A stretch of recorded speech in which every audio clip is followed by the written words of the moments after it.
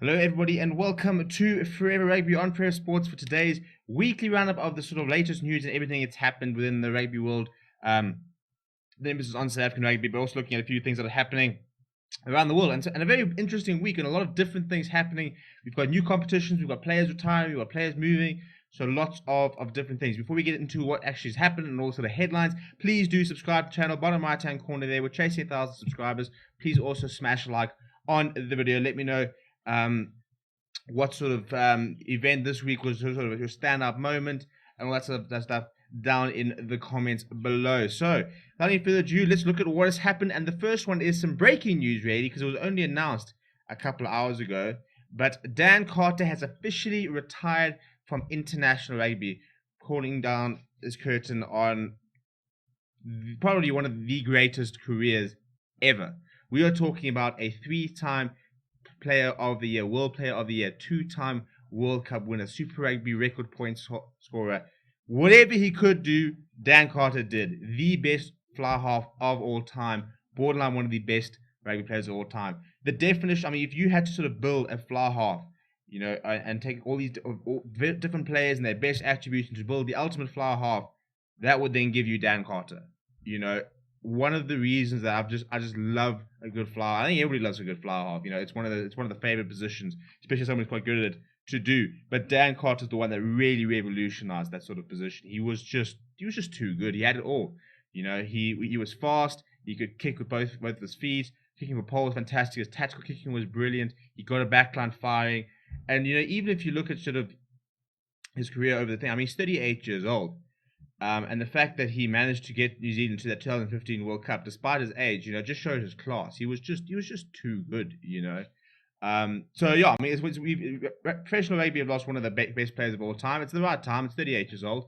And also I think, you know, somebody who wasn't afraid to try something new. You know, left New Zealand to go to France and earn a lot of money, and then went to Japan to also play some rugby there. So, you know, traveled around a lot. You know, I think has probably impacted a lot of different players over his career, helped mentor a lot of players, and he's just a fantastic player and human being, to be honest. And if you haven't, I'd really recommend watching the documentary about him, The Perfect Flower Half.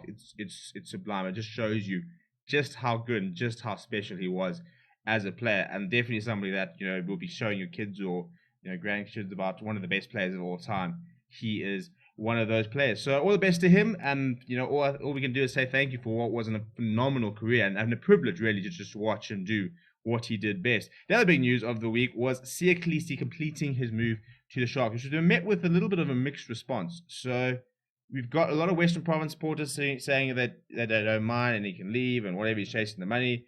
And you even see a certain amount of Sharks supporters saying that they don't want him. And I think that it's just bizarre, and I think, to be honest, the insinuation that he is not good enough to start at the Sharks is ridiculous. We're talking about the player who 2 years ago lifted the Webb Ellis Trophy and led the Springboks to the World Cup. You know, and I'm not going to say he was the best player of the tournament. You know, he wasn't. You know, a piece of the toy. Dwayne Vermeulen was the man of the match in the final. But this is a player who has, you know, grounded from absolutely nothing, worked his way to the top of the world stage, and deserve to be there, you know. And yes, you know, we can talk about the fact that he's out of form at the moment, has struggled with injuries in the last couple of months, which is why he hasn't really kicked on in Western Province during Super Rugby Unlocked and Currie Cup, because, you know, he didn't play a lot of games, and he himself was saying that he struggled a little bit in terms of getting back to his best because he hasn't played enough rugby to really sort of build up a sort of esteem.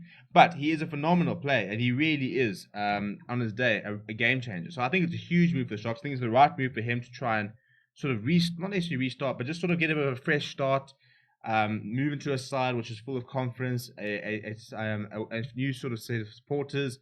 And I think it'll do him a lot of good. I think it'll allow him to try and flourish, get back to basics. He won't be captain in the Kanya will be retaining the captaincy, so it might also give him the opportunity just to focus on his game. And get back to playing his best rugby. I think it's a brilliant acquisition. I understand that the Sharks do have lots of loose forwards, but it's rugby. We don't know what's going to happen. You know, Dylan Richardson's playing brilliantly. If he's to pull a hamstring or something, like do his ACL, something like that, you know, touch wood, he doesn't. suddenly you're sitting there with a massive gaping hole. So depth is the biggest thing when it comes to having a really solid side, and that's why the Bulls, despite having Dwayne Vermeulen and Marcus Starr might be leaving, but Arne Buerta and Albert Lowe went and bought Marcel Coetzee. You know, you've got to have that sort of depth to be able to just be able to compete really.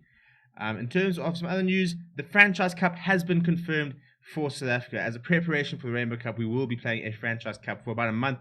Kicks off next weekend on Saturday the 27th of February and culminates on Saturday the 27th of March. So literally 1 month, a whole bunch of games. It will be featuring all the franchises, including the EP Elephants, Pumas, and Sharks. Pumas, Griquas, Elephants, and the Cheetahs, and then as well as the 4 Rainbow Cup sides. So it's the perfect opportunity for 2 things. First of all, it gives the Rainbow Cup sides in preparation a chance to sort of work their way up as a bit of a pre-season towards the Rainbow Cup. Secondly, it gives the all the other franchises something to actually play and actually be able to sort of start harnessing their sides and building a bit of a team. And then I suppose thirdly, it's with the British and Irish Lions coming up, what's going to happen if it's going to go ahead or what the story is. We'll talk about that in a few moments.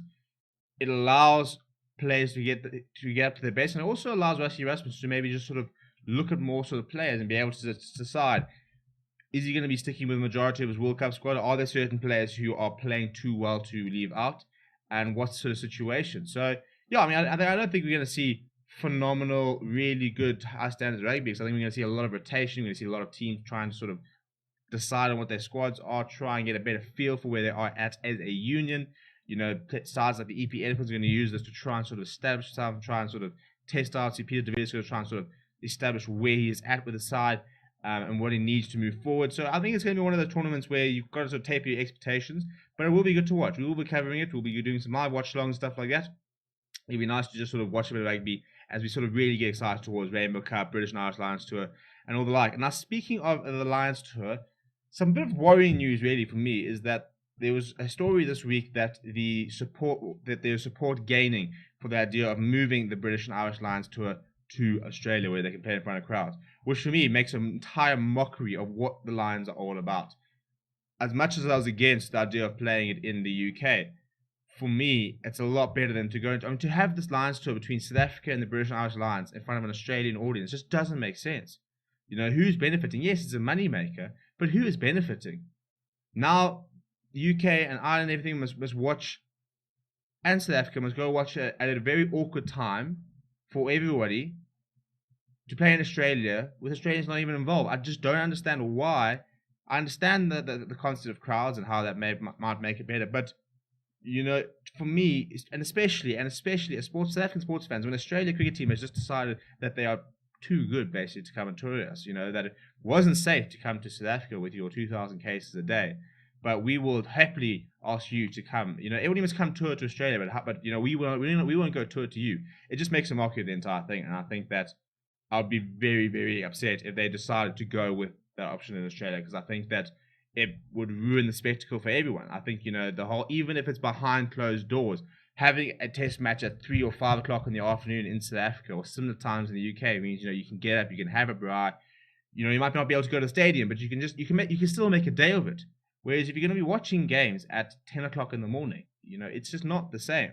And if you were playing against Australia, you can sort of sacrifice. But to be playing against the British and Irish Lions in that sort of time zone, the entire thing for me just doesn't make sense, and I don't think that the audience part should be that big of a factor. I think you've got to look at trying to do South Africa for a start.